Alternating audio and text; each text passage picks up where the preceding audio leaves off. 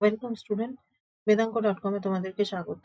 আমি Principia ma'am, তোমাদের mathematics teacher. চলে এসেছি নতুন একটি অঙ্ক নিয়ে। চলো দেখে নেওয়া যাক অঙ্কটি। সমাকলন করো integration log x square minus 5x plus 6 dx. তো এটাকে আমরা প্রথমে আগে একটু সিম্পলিফাই করে নিই। ভেতরটাকে দেখো, আমি লিখতে পারি x square minus 2x minus 3x plus 6 dx.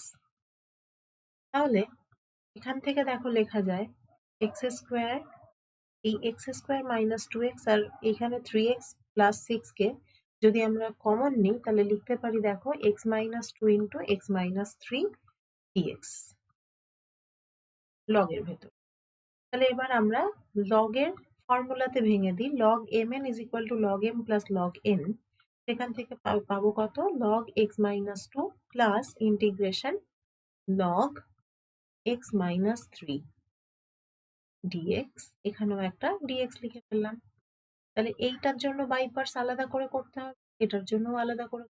এটার জন্য দেখো আমরা লিখতে পারি log x minus integration dx minus integration d dx of log x minus 2 integration dx whole integration dx plus এখান থেকে দেখো লিখতে পারি log x minus 3 integration dx minus integration d dx of log x minus 3 integration dx whole integration dx।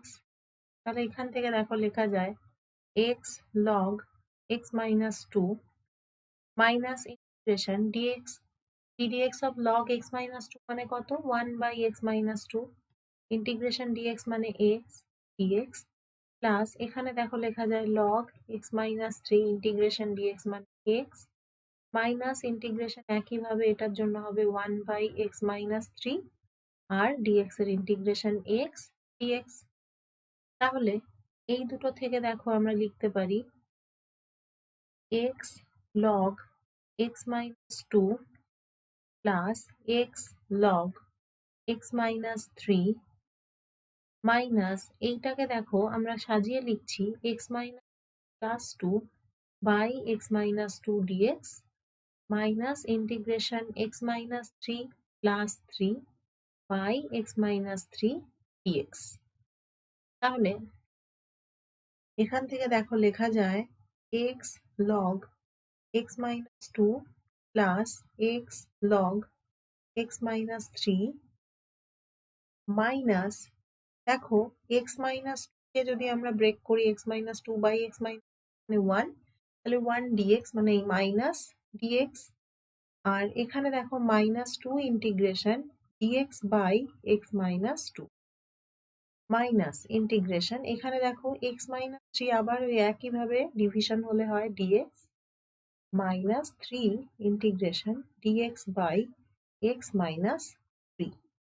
তাহলে লিখতে পারি x log x minus 2 plus x log x minus 3 minus এখানে দেখো দুটো dx আছে ইন্টিগ্রেশনে, দুটোরই আগে মাইনাস, তাহলে আমরা লিখতে পারি এখান থেকে x এখান থেকে x মানে minus 2x minus 2 log x minus 2 minus 3 log x minus 3 plus c, যেখানে c হলো ইন্টিগ্রেশন কনস্ট্যান্ট।